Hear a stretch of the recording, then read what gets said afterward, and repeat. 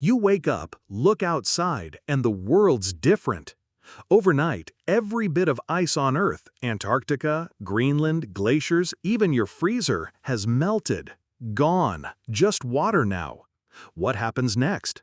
How does the planet cope, and could humanity survive? Let's dive into this crazy scenario and see what a world without ice looks like. First, the big picture. Earth's ice holds about 68% of its fresh water, 70 million cubic kilometers. If it all melts instantly, that water floods the oceans, raising sea levels by 70 meters. That's 230 feet, like a 20-story building. Coastal cities, New York, Tokyo, Mumbai, vanish underwater. Low-lying places like the Maldives or Bangladesh, completely gone. About 40% of people live near coasts, so billions are hit hard. Picture a stickman on a beach watching a wave swallow skyscrapers, his eyes wide as saucers. The chaos kicks off fast. Meltwater surges, flooding ports, roads, and power plants. Rivers like the Amazon or Nile burst, drowning inland cities. Imagine a stickman paddling a tiny raft through a flooded street, dodging floating cars. Emergency services can't keep up, and governments scramble to move millions. But where do you put billions of people when the coasts are gone? It's like trying to fit the whole world into a lifeboat. Now let's talk oceans. All that fresh water messes with their saltiness. Normally, salty currents like the Gulf Stream keep climate stable, like a global thermostat. Dilute them and it breaks. Europe, which stays warm thanks to the Gulf Stream, might freeze. Picture a stickman in London shivering in a parka during a July snowstorm, muttering, "This isn't right." Meanwhile, without ice reflecting sunlight, Earth soaks up more heat. The planet could warm by 2 to 3 degrees Celsius, making deserts grow and heat waves brutal.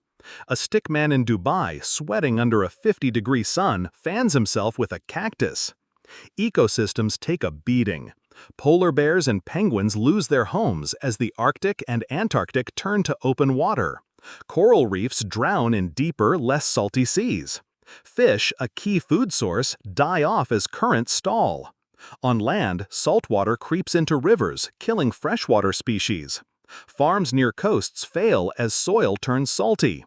Imagine a stickman farmer staring at dead crops, holding a useless watering can. Food shortages spark riots and supply chains collapse like a bad game of Jenga. But here's a twist. Some places might win. Central Canada or Siberia, now warmer, could grow crops like never before. The Arctic Ocean, ice-free, opens new shipping routes. Picture stickman sailing where icebreakers once chugged, waving at confused whales. Survivors might build new cities on higher ground, maybe even floating ones. Humans are stubborn. We've built dikes and skyscrapers before. But adapting would cost trillions, and not everyone would make it. Long-term, Earth keeps changing. Without ice's weight, the crust in places like Greenland rises, triggering quakes. Volcanoes might erupt as the planet shifts. A stickman in Iceland ducks as a new volcano spews ash, looking annoyed. The atmosphere, still full of CO2, traps heat, making cooling impossible without sci-fi fixes like geoengineering. Could we survive? Maybe. Rich nations might build seawalls or desalinate water, but poorer ones would struggle. A stickman in a flooded village, clinging to a rooftop, tells that story. Here's the wild part. This isn't pure fantasy. Ice is melting now. Greenland and Antarctica lose billions of tons yearly. By 2100, seas could rise 1 to 2 meters, flooding cities. This overnight melt shows what's at stake. Our stickman, standing on a new shoreline, looks at a submerged world and wonders, could we have stopped this? In the end, if all ice melted overnight, Earth would be unrecognizable, flooded, chaotic, but maybe adaptable. Centuries later, our descendants might tell tales of the Great Melt when the world changed forever. Let's hope we keep our feet dry.